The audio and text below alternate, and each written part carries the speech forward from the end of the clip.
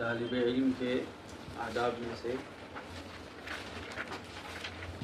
اس سے پہلے ایک ادب کا ذکر ہوا تھا کہ احساس کمتری نہیں ہونا چاہیے کہ میں یہ نہیں کر سکتا، میں نہیں پڑھ سکتا، میں یاد نہیں کر سکتا، ایسا خیال طالب علم میں ہرگز نہیں آنا چاہیے۔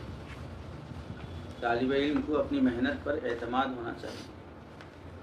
انہی آداب میں سے ایک ادب یہ ہے کہ طالب علم اپنے علم میں، حصول علم میں کامیاب ہونے کے لیے اسباق کی پابندی شرط ہے،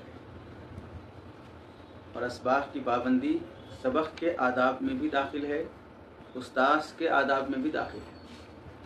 جو سبق کی پابندی نہیں کرتا وہ کتاب کا بھی بے ادب ہے، استاذ کا بھی بے ادب ہے، اور بے ادب طالب علم کو علم کبھی حاصل نہیں ہو سکتا۔ طلباء یہ سمجھتے ہیں کہ پابندی وہ میرا انفرادی معاملہ ہے، پابندی کر لیا تو میں پڑھوں گا، نہیں پابندی ہوئی تو اتنا زیادہ نہیں ہو سکتا۔ پابندی کا تعلق صرف آپ کی ذات سے نہیں ہے، پابندی کا تعلق استاد اور کتاب سے بھی ہے۔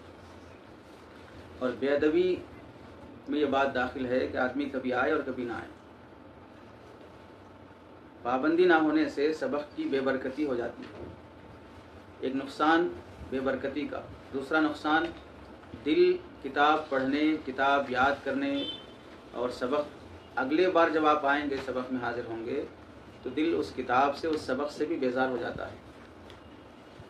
جس دن حاضر ہو گئے اس دن آپ نے سبق سن لیا تو وہ سنا ہوا بھی بھلا دیا جاتا ہے۔ پہلے دن کی غیر حاضری کی وجہ سے آج کی حاضری کا بھی آپ کو فائدہ نہیں ہوگا کہ آج کا بھی اللہ بھلا دیتے ہیں، اور شوق میں کمی آ جاتی ہے۔ اور بنیادی شرط ہے طالب علم کے اندر طلب باقی رہنا۔ غیر حاضری کی وجہ سے طلب ختم ہو جاتی ہے، پھر وہ طالب علم باقی نہیں رہتا۔ اور ایک نقصان یہ بھی ہوتا ہے کہ ہوتے ہوتے علم دین سے مناسبت ختم ہونا شروع ہو جاتی ہے۔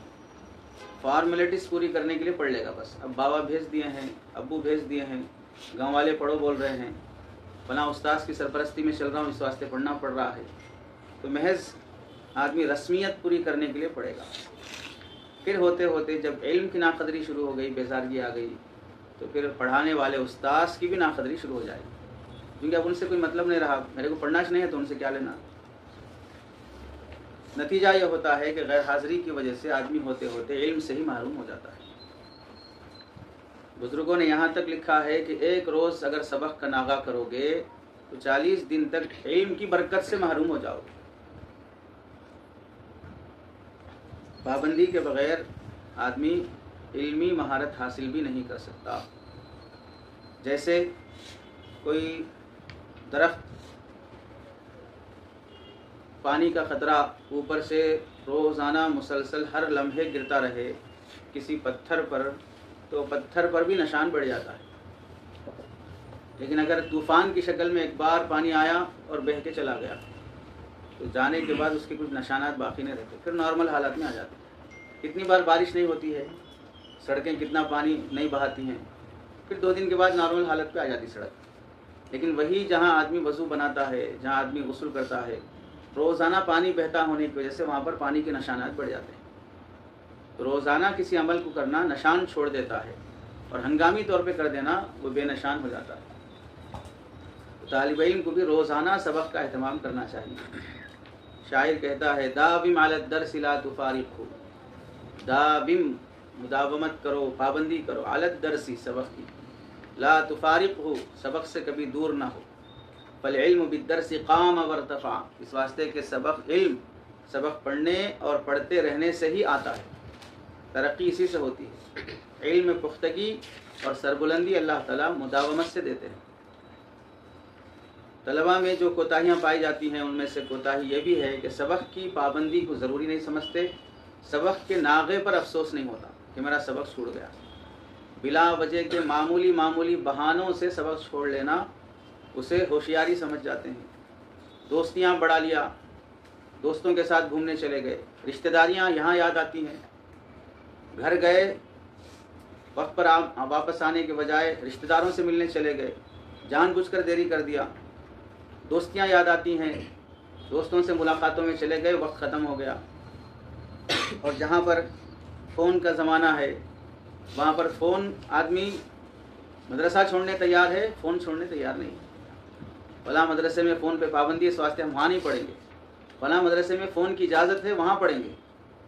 तो फ़ोन छोड़ने तैयार नहीं है, मदरसा छोड़ देने तैयार है। घूमने फिरने के लिए आदमी वक्त निकाल लेता है, घंटा खाली होने के इंतज़ार में रहता है, उस्ताद को घंटा याद दिलाने तैयार नहीं होता है। जुमा जुमेरात की इतनी सैर व तफरी कर लेता है कि आदमी शाम में पढ़ने के काबिल ना रहे। हफ्ते के दिन पूरे जुमेरात जुमा की सुस्ती इतनी जाहिर कर दी जाती है कि कोई उस्ताद पहला दिन है, थका हुआ है, बच्चे के अंदर अभी तलब नहीं है, इस वास्ते छोड़ दिया जाए। जुमेरात को ऐसा माहौल बना दिया जाता है कि अब छुट्टी होने वाली है, आज पढ़ेंगे तो फिर याद नहीं रह सकता, वक्त नहीं मिलता, काम बहुत है, कपड़े धोना है, सफाई करना है, दूसरी ऐसी जिम्मेदारियां दिखाएगा कि जुमेरात की तालीम ना होने पाए। ऐसी हालत, ऐसे अहवाल से तालिब इल्म के अंदर कभी इल्मी महारत हासिल नहीं हो सकती और न कभी इल्मी मुनासबत पैदा हो सकती। इसका नतीजा सिवाय इल्म से महरूमी के और कुछ नहीं होगा। और बाज़ तलबा ये समझते हैं कि अगर मैं सबक में हाजिर नहीं भी हो सका, वैसे भी मौलवी साहब मुझे जो समझाते हैं वो मुझे समझ में नहीं आता, मैं अपने तकरार में पढ़ाने वाले साथी से समझ लूँगा, तकरार में बैठ के हल कर लूँगा, यहाँ समझ में नहीं आया तो भी क्या हुआ। तो जो तालिब इल्म ऐसा समझता है कि वो उस्ताद से नहीं समझेगा, तालिब इल्म से समझेगा, वो कभी समझदार नहीं हो सकता। जो नासमझ है, जो अपने जैसे ही नाबलद से समझना चाह रहा है, इससे पहले भी जिक्र किया गया कि स्टेशन पे आप खड़े हैं, आपकी ट्रेन कौन से प्लेटफॉर्म पे आएगी आपको नहीं मालूम, आप इंक्वायरी ऑफिस जो वहाँ पर लगी हुई है उससे जाकर पूछने के बजाय एक दूसरे ऐसे आदमी से पूछ रहे हैं जो खुद अपनी ट्रेन की तलाश में है, जो उसकी ट्रेन कौन सी पटरी पे आ गई, उससे जाके पूछ रहे हैं। तो वो बोलेगा मैं भी नया हूँ, मुझे खुद नहीं मालूम मेरी ट्रेन कौन सी आती है, आपकी ट्रेन मैं कहाँ से बताऊँ।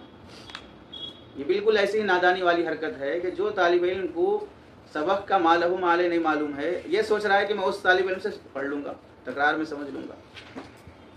उस्ताद से बराह रास्त पढ़ी जाने वाली इल्म की बरकत अलग होती है, तालिब इल्म का तकरार में पढ़ लेने की बात अलग होती है। उस्ताद के दिल पर जो मज़ामीन आते हैं, उस्ताद समझाते हुए जो मिसालें देते हैं, उस्ताद सबक पढ़ाते हुए जो तवज्जो तालिब इल्म की तरफ करते हैं, वो सारी तवज्जो तकरार में तो हासिल नहीं हो सकती। जिस मेहनत से उस्ताद तैयारी करके सबक पढ़ा रहा है, उस मेहनत से तालिब इल्म तो तकरार नहीं करा सकता। तालिब इल्म तो सुना हुआ ही कराएगा, उस्ताद तो पढ़ा हुआ भी कराता है, सुना हुआ भी कराता है। जिम्मेदारी पूरी करने की नीयत से आके पढ़ाता है कि मुझे तलबा को सही तरीके से इस कदर समझा देना है कि उनका हक़ अदा हो जाए। तो ये गलतफहमी भी नहीं होना चाहिए कि अगर मैं सबक में नहीं समझा तो तकरार में समझ लूँगा। असलाफ की पाबंदियाँ देखें कि इस सबक के लिए किस कदर उनके नज़दीक एहतमाम होता था। अल्लामा इब्न जौज़ी रहमतुल्लाह अलैह दरसगाह में पहुँचने के लिए इतना तेज़ दौड़ा करते थे कि दरसगाह पहुँचते वक्त उनकी सांस फूलती थी कि उस्ताद से पहले मैं हाजिर हो जाऊँ, दरसगाह में मेरी हाज़िरी उस्ताद के बाद ना हो। तभी जाकर एक मरतबा मिंबर पर बैठे बैठे फरमाया कि मैंने अपने इन हाथों से 3000 जिल्दें लिखी हैं या 3000 सफ़ात लिखे हैं। 12-13 साल की उम्र में जुमा का बयान मुहक्किकाना अंदाज में करने के काबिल हो गए अल्लामा इब्न जौज़ी रहमतुल्लाह अलैह। 15-17 साल की उम्र में तसनीफ़ व तालीफ़ का सिलसिला शुरू हो गया। 20 साल से पहले ही मुदर्रिस भी बन गए, मुक़र्रिर भी बन गए, मुहक्किक भी बन गए, मुहद्दिस भी बन गए।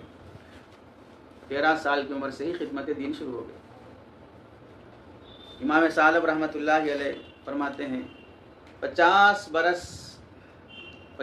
बरस मैं अपने उस्ताद इब्राहीम हरबी की मजलिस में शरीक रहा, किसी दिन भी नागा नहीं हुआ। 50 बरस में एक दिन भी मेरा सबक नहीं छूटा और 50 बरस तक उनके साथ उनका जब भी सबक होता था मैं हाजिर रह जाता था। खिदमत के वक्त खिदमत दीन के लिए मेरे भी मैदान थे, मैं भी वहाँ पढ़ा रहा था, मैं भी वहाँ मजलिस लगा रहा था, लेकिन जब मेरे उस्ताद की मजलिस लगती तो मैं अपनी मजलिस जिम्मेदारी छोड़ के यहाँ शरीक हो जाता और इस तरह 50 बरस तक रहा। अब मदरसों में 5 बरस ही पढ़ना है, 7 बरस ही पढ़ना है, उसमें भी गैर हाजिरियाँ होती हैं। मदरसे की तरफ से तो छुट्टियाँ तय हैं, जुमा की छुट्टी है, बकरीद की छुट्टी है, शशमाही की है, सालाना की है। असलाफ के ज़माने में ऐसी कोई छुट्टियाँ ही नहीं होती थी। ईद के दिन भी सबक होता था उनके पास, रमज़ान की ईद के दिन भी सबक होता था। वैसी पाबंदियों के साथ पढ़े हैं। और कोई मामूली करामत की बात है कि 50 बरस कोई आदमी किसी की दरसगाह में बैठे और एक दिन भी सबक नागा ना। اور ہم اگر 1 سال سبق کی پابندی کر لیں، 6 مہینہ سبق کی پابندی کر لیں تو انعام نہ ملے تو افسوس ہوتا ہے۔ حاضری کا انعام نہیں ملا، پابندی کا انعام نہیں ملا۔ پابندی کی برکتیں خود اس کا انعام ہے، پابندی سے ملنے والی نورانیت خود اس کا بڑا انعام ہے، مادی نعمتیں اس کا کیا مقابلہ کر سکتے۔ شیخ عبدالحق محدث دہلوی رحمۃ اللہ علیہ، شاہ ولی اللہ رحمۃ اللہ علیہ کے خاندان سے ہیں۔ اپنی زمانے طالب علمی کی بات خود اپنی لکھتے ہیں، از ابتدائے ایام طفولیت نمی دانم کے بازی چیست، و خواب کدام مصاحبت کیست، و آرام چہ و آسائش کو سیر کجا شب خواب چہ و سکون کدام، خود خواب بعاشقاں حرام است، ہرگز در شوق کسب و کار طعام بوقت نہ خوردہ، و خواب در محل نہ بردہ۔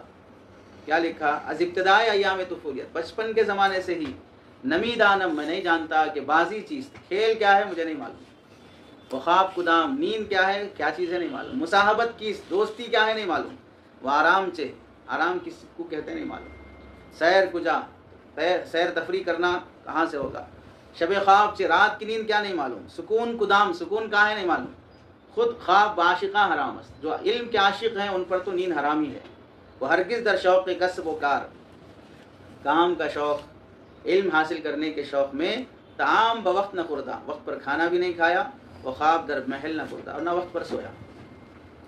یہ ان کی زندگیاں ہیں۔ آگے خود فرماتے ہیں، روزانہ جب میں دہلی میں پڑھتا تھا تو سردی ہو یا گرمی ہو، یو پی کی سردی بھی مشہور ہے، گرمی بھی مشہور ہے، مشہور کیا حقیقت بھی ہے، اپنے گھر سے دہلی کے مدرسے میں 2 وقت حاضری دیتا تھا۔ گھر سے مدرسے تک 2 میل کا فاصلہ ہے، پیدل جانا ہے۔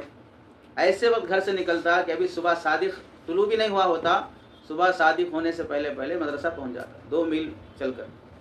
میں خود مدرسہ پہنچ کر چراغ جلاتا، روشنی کرتا، قرآن پاک کی تلاوت میں مشغول ہوتا، پھر فجر کی نماز کے بعد سبق شروع ہوتا تو سبق پڑھ کر دوپہر تک وہیں رہتا، پھر دوپہر کے قریب گھر آ کر چند لقمے کھانا کھا کے پھر دوپہر کے بعد گرمی ہوتی تو پھر اسی گرمی کی حالت میں مدرسہ نکل جاتا۔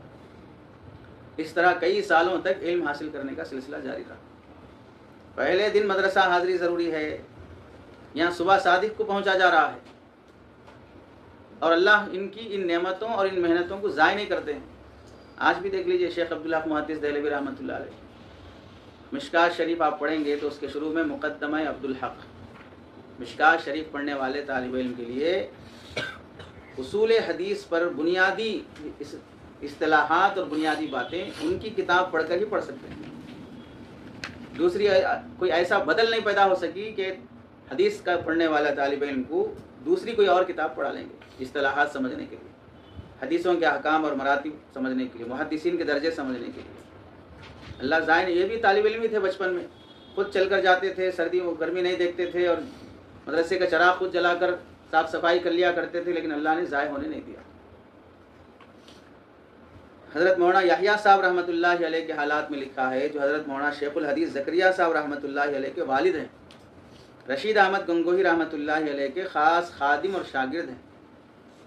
سبق کا اتنا اہتمام کرتے تھے کہ دور حدیث میں ایک حدیث بھی نہیں چھوٹی استاد سے، دور حدیث پڑھتے ہوئے ایک حدیث بھی نہیں چھوٹی جو میں نے استاد سے نہ سنا ہو۔ دور حدیث میں 6 گھنٹیاں نہیں رہتی ہیں، 6 کتابیں نہیں رہتی ہیں، 8-8 12-12 کتابیں رہتی ہیں، ہر استاذ 2-2 گھنٹے پڑھاتا ہے، رات میں بھی پڑھاتا ہے۔ آج بھی دارالعلوم دیوبند میں دیکھ لو کہ رات میں عشاء کے بعد بھی سبق چلتا ہے، دن تو اوقات مدرسہ ہے ہی ہے، اس کے باوجود بھی ایک حدیث نہیں چھوٹی۔ خود جانے کا اہتمام کیا کرتے، سہارنپور سے کاندھلا بہت قریب ہے، خود جانا تو دور کی بات، اگر والدہ کا اصرار ہوتا اور والدہ کے اصرار کی وجہ سے استاذ خود رشید احمد گنگوہی رحمۃ اللہ علیہ خود بولتے کہ تھوڑا والدہ سے مل کے آؤ، تو میں استاذ سے معذرت کر لیتا کہ میرے سبق کا حرج ہو جائے گا۔ والدہ بلا رہی ہے، استاذ بول رہے ہیں جا کے آ جاؤ، تو شاگرد بول رہا ہے کہ نہیں میرے سبق کا نقصان ہو جائے گا۔ اب تو طالب علمی کے زمانے میں کتنی مرتبہ دادا کی وفات ہو جاتی ہے، کتنی مرتبہ نانا کی وفات ہو جاتی ہے، کتنی مرتبہ رشتہ داروں کی وفات ہو جاتی ہے۔ رشتہ داری اور صلہ رحمی جہاں سکھائی جاتی ہے وہیں رشتہ داروں کے جنازے نکل جاتے ہیں، صرف اس واسطے کہ گھر جانا۔ گھر کا شوق اتنا چڑھا ہے کہ رشتہ داروں کی موت بھی گوارا ہے۔ کیا بنے گا؟ جھوٹی چھٹیاں، جھوٹی محبتیں، جھوٹی آوارگی، اس کے ساتھ چاہتے ہیں کہ ہم بہت کچھ بن جائیں۔ شیخ الحدیث زکریا صاحب رحمۃ اللہ علیہ کے حالات میں لکھا ہے، اپنے چچا حضرت جی مولانا الیاس صاحب رحمۃ اللہ علیہ سفر حج سے کاندھلا واپس آئے تو چچا جان آئے ہیں اور معمولی شخصیت نہیں ہے، دعوت و تبلیغ کے بانی ہیں، ان سے ملنے کے لیے سارے رشتہ دار اسٹیشن پہ پہنچ گئے سہارنپور کے، لیکن حضرت زکریا صاحب رحمۃ اللہ علیہ اسٹیشن نہیں پہنچے کہ مجھے وہاں جا کے آنے تک ہو سکتا ہے میرے سبب کا ناغہ ہو جائے۔ چچا تو خود آ ہی رہے ہیں گھر پہ، نہ انہیں شکایت ہے کہ میرے استقبال کے لیے نہیں آئے، نہ انہیں افسوس ہے کہ میرے چچا کے استقبال کے لیے میں نہیں گیا، وہ حج سے واپس آ رہے ہیں۔ اور ہمارے پاس تو حج کے لیے پہلے سے حج ان کو جانا نہیں ہے، خاندان میں کوئی جانا ہو، گاؤں میں کوئی جانا ہو تو یہ چھٹی لے لیں گے، فلاں حج پہ جا رہے ہیں ان کو پہنچانے کے لیے جانا ہے، ایئرپورٹ تک جا کے آنا ہے، فلاں آ رہے ہیں تو ان کے استقبال کے لیے جانا ہے۔ شیخ الحدیث زکریا صاحب رحمۃ اللہ علیہ حضرت جی مولانا یوسف صاحب رحمۃ اللہ علیہ کے متعلق لکھتے ہیں کہ طالب علمی کے زمانے میں دہلی کے حضرت الیاس صاحب رحمۃ اللہ علیہ سے اصرار کرتے تھے کہ جب کبھی خاندان میں شادی ہو، کوئی فنکشن ہو، کوئی تقریب کا موقع ہو تو آپ اپنے بیٹے یوسف کو بھی شادی میں لا لیا کرو، لیکن بیٹا باپ سے بول دیتا ہے کہ میں کسی شادی میں شریک نہیں ہوں گا، میں کسی تقریب میں شریک نہیں ہوں گا۔ اب بیٹا باپ سے فون کراتا ہے کہ آپ فون کر کے بات کرو مول صاحب کو چھٹی دینے کے واسطے، بھائی سے فون کرائے گا مول صاحب کو بات کرو چھٹی دینے واسطے، دوست سے فون کرائے گا، دوست بھی باپ بن جائے گا چھٹی کے لیے، دوست بڑا بھائی بن جائے گا چھٹی کے لیے، میں ان کے والد بول رہا ہوں، میں ان کا بھائی بول رہا ہوں، گھر میں فنکشن ہے چھٹی چاہیے۔ اور یہاں یہ ہے کہ بیٹا والد کو بولتا رہا کہ میں کسی تقریب میں شریک نہیں ہوں گا۔ کبھی کبھار حضرت شیخ الحدیث زکریا صاحب رحمۃ اللہ علیہ دہلی آتے، حضرت الیاس صاحب رحمۃ اللہ علیہ فرماتے کہ اب تم دہلی گھومنے جا رہے ہو تو یوسف کو بھی تھوڑا باہر لے جاؤ، گھما کے لاؤ۔ حضرت زکریا صاحب رحمۃ اللہ علیہ فرما دیتے کہ میری ملاقات ہوتے ہی پہلے ہی انہوں نے وعدہ لے لیا کہ کہیں گھومنے جانے کے لیے نہیں بولنا، جو بات چیت کرنا یہیں بات کر لو، یہیں ملاقات کر لو، کہیں باہر جانے کے لیے ٹائم نہیں۔ دوستی بھی رہی لیکن فالتو غیر ضروری تفریح نہیں رہی۔ تو اللہ نے ایسے لوگوں سے کتنا کام لیا ہے۔ آج دیکھ لیجئے دعوت و تبلیغ کے احباب کوئی بیان شاید حضرت کے نام کے بغیر کرتے ہوں، علمی صلاحیت بھی اتنی کہ حضرت امام طحاوی رحمۃ اللہ علیہ کی کتاب کی زبردست شرح لکھی ہے، اگر وہ مکمل ہو جاتی تو اس شرح کا کوئی بدل آج تک نہیں پیدا ہو سکا، ادھوری شرح ہوئی، مکمل نہیں ہو سکی اور آج تک اس شرح کی کوئی تکمیل بھی نہیں کر سکا، اتنا علمی مواد پر مشتمل کام تھا۔ طالب علمی کے زمانے کی قربانیوں کو اللہ ضائع نہیں فرماتے، اور طالب علمی کے زمانے کی آوارگی کو بھی اللہ تعالیٰ نظر انداز نہیں کرتے ہیں۔ پڑھنے کے زمانے میں کتنا آوارہ تھا، فارغ ہونے کے بعد فوراً اسے کوئی بڑا کام لے لیا جائے، اس سے کوئی بڑا منصب دے دیا جائے، ایسا بھی نہیں ہوتا ہے۔ طالب علمی کا زمانہ بتا دیتا ہے کہ تمہارا مستقبل کیا ہے۔ اس زمانے میں وقت کی حفاظت کرنے والے طلباء کی فارغ ہونے کے بعد وقت حفاظت کرے گا۔ اس زمانے میں وقت کی حفاظت کرنے والے طلباء کی فارغ ہونے کے بعد وقت حفاظت کرے گا، ان کو ضائع ہونے نہیں دے گا، لوگ ان کی قدر کریں گے، ان کو ضائع ہونے نہیں دیں گے۔ آج فارغ ہو کر دیکھ لو شہروں میں کتنے لوگ ہیں، ان کو خود افسوس ہو رہا ہے کہ میں عالم کیوں بنا، کیونکہ کسی کام میں استعمال میں نہیں آ رہے، اور جس کام میں لگتے ہیں لوگ ان سے بیزار ہو جاتے ہیں، کوئی جڑنے تیار نہیں ہے، کوئی قریب ہونے تیار نہیں ہے۔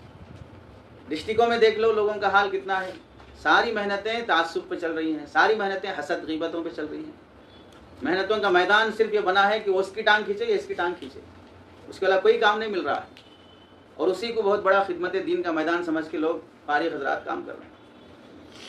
اس کی تنظیم میں وہ شریک نہیں، اس کی تنظیم میں یہ شریک نہیں، اس کے بینر کے نیچے یہ نہیں آتا، اس کے بینر کے نیچے وہ نہیں آتا۔ مجمع میں بیٹھیں تو ہمیشہ ذکر غیر ہی رہے گا، ذکر خیر کبھی نہیں ہوگا۔ مجمع میں بیٹھیں گے، ساتھ بیٹھیں گے تو ہمیشہ ذکر غیر ہی رہے گا، ذکر خیر کبھی نہیں ہو سکتا۔ دوسرے کا ہی تذکرہ کرتے رہیں گے، اچھا تذکرہ کبھی نہیں کریں گے۔ یہ زمانے طالب علمی کی کوتاہیوں کا نتیجہ رہتا ہے کہ آدمی فراغت کے بعد بھی کام کے قابل نہیں ہوتا، الا ماشاء اللہ۔ امام ابو یوسف رحمۃ اللہ علیہ فقہ حنفی کے بہت بڑے امام ہیں، ان کے متعلق آداب المتعلمین میں لکھا ہے، خود امام ابو یوسف رحمۃ اللہ علیہ فرماتے ہیں، مات ابن لی فلم احضر جہازہ ولا دفنہ وترکتہ علی جیرانی واقربائی مخافۃ ان یفوتنی من ابی حنیفۃ شیء ولا تذهب حسرته عنی، میرے بیٹے کا انتقال ہو گیا۔ امام ابو یوسف فرماتے ہیں شادی کے بعد بھی پڑھ رہے ہیں، شاگرد بنے ہوئے ہیں، میرے بیٹے کی وفات ہو گئی، لیکن میں بیٹے کے جنازے میں نہیں جا سکا، نہ اس کے جنازے میں شریک ہو سکا، نہ اس کی تجہیز تکفین کا کام میں کر سکا۔ اپنے رشتہ داروں اور پڑوسیوں کو میں نے سپرد کر دیا کہ بیٹے کے جنازے کی تیاری آپ کر لینا۔ کیوں ہوا؟ مخافۃ ان یفوتنی من ابی حنیفہ شیء، اس ڈر سے کہ کہیں امام صاحب کے درس کا کوئی حصہ چھوٹ نہ جائے۔ سبق چھوٹنے کا فکر کا غم نہیں ہے، سبق کا کوئی حصہ بھی نہ چھوٹے، آدھے سبق کے بعد آئے، پو سبق کے بعد آئے، یہ بھی نہ ہو، اس واسطے بیٹے کے جنازے میں بھی شریک ہونے تیار نہیں۔ تو آپ دیکھ لیجئے اس سے بڑی قربانی کیا چاہیے ہمیں تاریخ میں، اس سے بڑی قربانی کیا چاہیے کہ باپ بیٹے کے جنازے میں اس واسطے شریک نہیں ہو رہا ہے کہ میرے استاذ کے سبق کا کچھ حصہ میرا چھوٹ نہ جائے۔ اگر یہ قوم اس سے بھی سبق حاصل نہیں کر سکی تو پھر کوئی دنیا کا کوئی شخص اس قوم کو سدھار نہیں سکتا ہے کہ طلبہ اپنے آپ میں یہ اہتمام پیدا کریں کہ ہمیں سبق کی پابندی کرنی چاہیے، کہ جنہوں نے پابندی کی ہے اللہ نے ان کو کتنا بڑا مقام دیا۔ قاضی القضات، تمام قاضیوں کے قاضی امام ابو یوسف رحمۃ اللہ علیہ۔ زمانے طالب علمی میں یہ وہی طالب علم تھے امام ابو یوسف رحمۃ اللہ علیہ جن کی والدہ دھوبن تھی، دھوبن، لوگوں کے کپڑے دھو کر ان کی طرف سے جو پیسے مل جاتے تھے اس پر گزارا کر لیتے۔ دھوبن کا بیٹا ہے لیکن محنت کیسے کی ہے، استاذ کا کیسا گرویدہ بنا رہا ہے، تو اللہ نے کہاں سے کہاں تک پہنچا دیا۔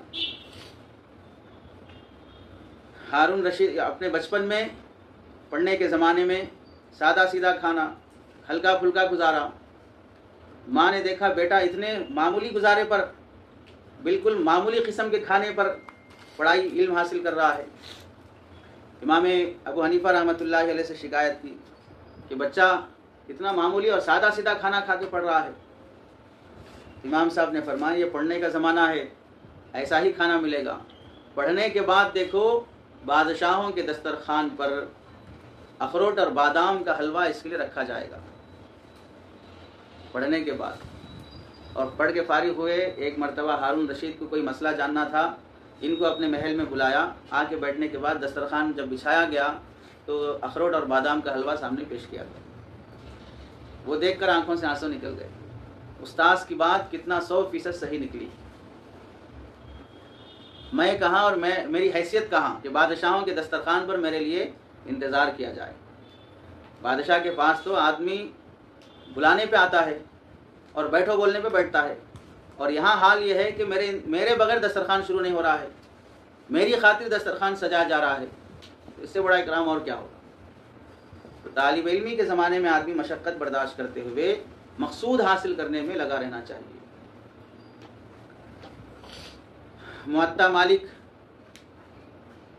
کے نقل کرنے والے یحییٰ بن یحییٰ رحمۃ اللہ علیہ مدینہ منورہ میں امام مالک رحمۃ اللہ علیہ کے شاگرد تھے اور ان سے پڑھا کرتے تھے۔ ان کے علاوہ اور لوگ بھی امام صاحب کی خدمت میں پڑھنے کے لیے آتے تھے امام مالک کے پاس۔ مشہور واقعہ ہے، مسجد میں بیٹھے ہیں، طلباء کا درس کا حلقہ لگا ہے، اچانک ہاتھی آنے کا شور ہوا۔ عرب والے ہاتھی کبھی نہیں دیکھے تھے، اور آج بھی عرب میں ہاتھی نہیں پایا جاتا ہے۔ اونٹ ان کے لیے مانوس جانور ہے اور ہاتھی ان کے لیے بہت اجنبی اور غیر مانوس جانور ہے۔ حتیٰ کہ آج بھی عرب کے لوگ جب انڈیا یا ایشیا آتے ہیں تو یہاں خاص طور سے ہاتھی دیکھنے جاتے ہو، کوئی نیا جانور ہے ان کے لیے۔ تو درس میں بیٹھے ہیں، ہاتھی آنے کی آواز آئی تو اکثر طلباء امام مالک رحمۃ اللہ علیہ کو چھوڑ کر ہاتھی کا تماشا دیکھنے کے لیے دوڑ پڑے، سب بھاگ گئے۔ لیکن ایک طالب علم یحییٰ بن یحییٰ رحمۃ اللہ علیہ جیسے بیٹھے تھے ویسے ہی بیٹھے رہے، حرکت میں بھی تبدیلی نہیں آئی۔ آس پاس کیا ہو رہا مجھے کچھ بھی خبر نہیں، پوری توجہ سے سبق سننے میں مشغول ہیں، نہ کسی قسم کی بے چینی ہوئی، نہ حرکت بے ساختہ حرکت ہوئی۔ اس پر امام مالک رحمۃ اللہ علیہ تعجب سے پوچھا تمہیں شوق نہیں ہے جانے کا ہاتھی دیکھنے کے لیے؟ تو یحییٰ بن یحییٰ رحمۃ اللہ علیہ نے فرمایا میں اتنا لمبا سفر کر کے، ماں باپ کو چھوڑ کر، گھر والوں کی محبت چھوڑ کر، بھائی بہنوں کو چھوڑ کر، گھر کے آرام و آسائش کو چھوڑ کر ہاتھی دیکھنے نہیں آیا ہوں، آپ کا سبق سننے آیا ہوں۔ ورنہ ہاتھی دیکھنے کے لیے اتنی قربانی برداشت کرنے کی ضرورت نہیں تھی، یہ ساری مشقت آپ کے سبق کی خاطر ہے۔ جب ان کا یہ جواب سنا تو امام مالک رحمۃ اللہ علیہ نے اسی وقت طالب علم کو عاقل، تم بہت عقل مند طالب علم ہو، استاذ کی طرف سے لقب ملا، اور پڑھ کے جانے کے بعد اپنے ملک میں امام مالک رحمۃ اللہ علیہ کے مذہب کو عام کرنے کا اللہ نے انہی کو ذریعہ بنایا۔ پھر یہ حدیث کی کتابیں بھی لکھے، مدارس بھی قائم کرے، ہزاروں طلباء کو پڑھائے۔ اس درس میں پتہ نہیں کتنے طلباء بیٹھے ہوں گے، تاریخ ان میں سے کسی کا نام نہیں جانتی ہے، صرف اس ایک طالب علم کو جانتی ہے جو ہاتھی دیکھنے کی قربانی برداشت کر لیا کہ وہ نہیں دیکھوں گا، استاذ کا سبق میں بیٹھا رہوں گا۔ اور ہمیں بھی اندازہ نہیں ہوتا کہ ہمارے کون سی ادا سے اللہ کتنے بڑے بڑے فیصلے فرما دیتے ہیں، ہماری کون سی قربانی سے اللہ تعالیٰ ہمارے مستقبل کے میدان تیار کر دیتے ہیں، ہمیں اس کا اندازہ اب نہیں ہوتا ہے۔ اس واسطے کسی حرکت کو معمولی نہیں سمجھنا چاہیے۔ ہمارے یہ بچپن کے طالب علمی کے حالات ہی ہمارے مستقبل کے فیصلے کی بنیاد ہوتے ہیں۔ رشید احمد گنگوہی رحمۃ اللہ علیہ کے متعلق لکھا ہے، یہ جب حضرت مولانا مملوک علی صاحب نانوتوی رحمۃ اللہ علیہ کے پاس پڑھا کرتے تھے تو اس زمانے میں رشید احمد گنگوہی رحمۃ اللہ علیہ کے پورے بدن پر خارش ہو گئی تھی۔ اگر خارش کی وجہ سے کھجائیں گے تو اور زخم تازہ بڑھنا شروع ہو جائے گا، پورا بدن خارش زدہ ہے۔ ایسے موقع پر کہیں غلطی سے ہاتھ نہ چلا جائے اور خارش کر لوں تو ہاتھوں کو بھی دستانے پہن کے بیٹھے کہ کھجانے کی وجہ سے زخم نہ بڑھ جائے اور درسگاہ میں ڈسٹرب نہ ہو جائے۔ اسی حالت میں کپڑوں پر خون کے دھبے بھی نظر آ رہے ہیں، خارش کی وجہ سے بے چینی بھی دکھ رہی ہے، پھر بھی استاذ کا جب سبق شروع ہوا تو درسگاہ میں غیر حاضر نہیں رہے، حاضری رہی۔ اتنی زیادہ خارش کے بعد بھی کہ پورا بدن ناغا، ایک سبق کا بھی نہیں ہوا۔ اس حال کو استاد حضرت مولانا مملوک علی صاحب نانوتوی رحمۃ اللہ علیہ نے جب دیکھا کہ ایسی مصیبت اور ایسی بیماری میں بھی طالب علم سبق چھوڑنے تیار نہیں ہے، تو اس وقت یہ شعر ان کا کہا، یہ شعر انہوں نے پڑھا، یک تن و خیل آرزو و دل بچے مدعا دہم تن ہم داغ داغ شد پمبا کجا کجا نہ۔ خلاصہ یہ ہے، ایک ہی دل ہے، ایک ہی جسم ہے، آرزو اور تمنا کس کس کی کروں، اور پھر جسم پورا ہر جگہ سے داغ داغ اور زخمی ہو چکا ہے، اگر دوا لگاؤں بھی تو آخر کہاں لگاؤں، پورا جسم ہم داغ داغ ہو چکا ہے، زخمی ہو چکا ہے، دوا لگاؤں گے تو آخر کہاں لگائیں، تن ہما داغ داغ شد پمبا کجا کجا نہ۔ بیماری کے بعد بھی سبق نہیں چھوٹا۔ آج ہمارے پاس تو طلباء پیٹ میں درد ہے اس واسطے آرام کر لیے، ناشتہ زیادہ ہو گیا اس واسطے آرام کر لیے، کھانا زیادہ ہو گیا اس واسطے آرام کر لیے۔ بیٹری فل ہو چکی ہے، چارج ان سے نکال دیجیے مفتی صاحب، اجازت اللہ مفتی صاحب۔ بے جان چیزوں میں شکر گزاری کا جذبہ ہے۔ دیکھ، بیٹری چلانا ہمیں غذا پہنچانا ہے، غذا پہنچائے تو شکریہ ادا کر رہا ہے، 3 وقت کا کھا کے بھی ناشکرے بنے رہتے ہیں ہم لوگ۔ قاری عبد الرحمن صاحب پانی پتی رحمۃ اللہ علیہ بڑے محدث گزرے ہیں، دہلی میں حضرت شاہ عبدالعزیز محدث دہلوی رحمۃ اللہ علیہ سے پڑھا کرتے تھے۔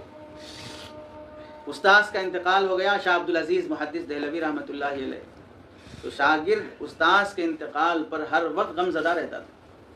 اتنی قربت اور اتنی رشتہ داری گویا کہ اپنے والد کے انتقال پر اولاد جیسے پریشان اور بے چین ہو جاتی ہے، استاذ کے انتقال پر ویسے بے چین اور پریشان رہے۔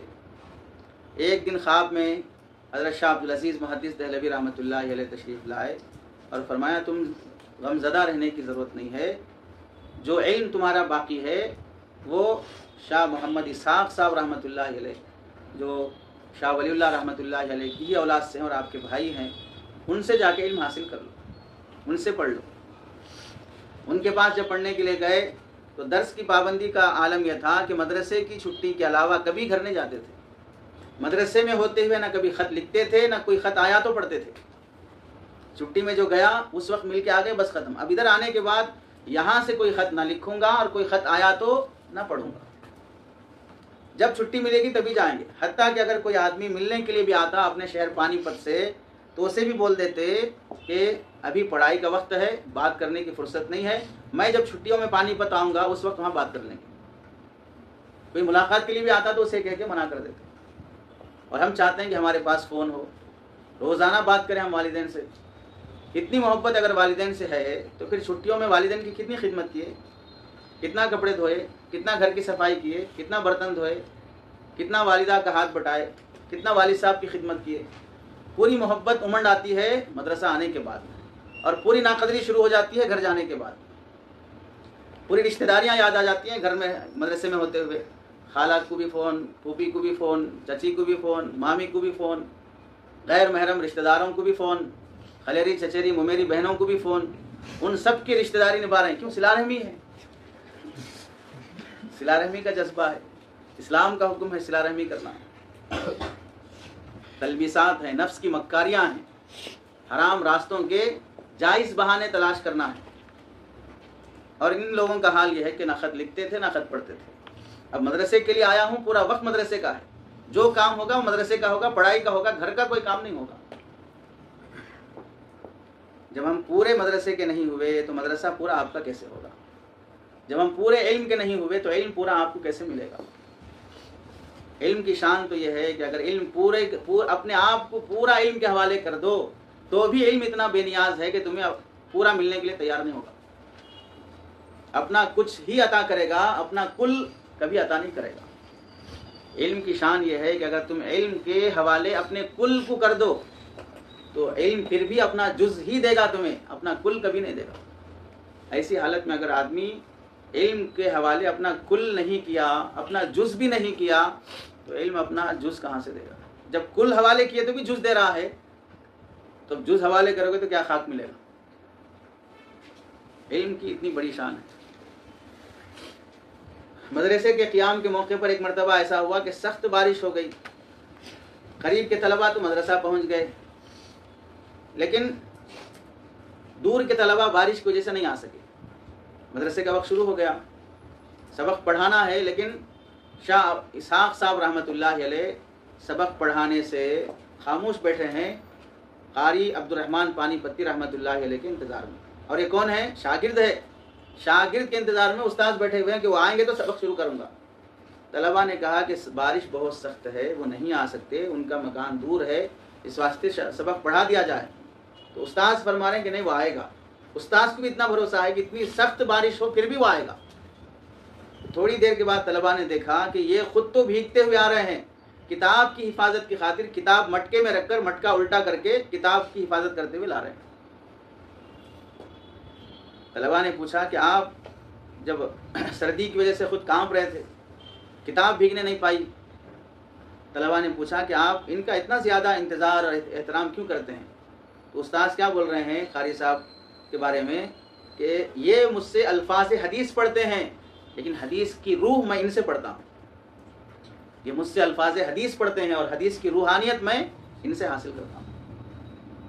تو استاذ کو بھی طالب علم سے کی کہ مستقبل اس کی نورانیت، اس کی روحانیت سے کتنی واقفیت تھی، کتنا اعتماد تھا استاذ کو بھی اپنے طالب علم پر کہ میں تو لفظ پڑھا رہا ہوں، باقی معانی اور مفہوم اور روحانیت اور نورانیت ان سے حاصل کر رہا ہوں. تو طالب علم کے آداب میں سے بنیادی ادب یہ بھی ہے کہ سبق کی پابندی بہر صورت ہو. سبق کا ناغہ یا تھوڑا سا سبق بھی چھوٹ جائے تو علم کی نورانیت اور برکت سے محروم ہو جاتا ہے. تو اس واسطے چھٹی میں جانا ہو، جمعرات جمعہ جانا ہو، کسی اور بہانے سے جانا ہو، تو بھی طالب علم کو چاہیے کہ سبق ہرگز ناغہ نہ ہونے پائے.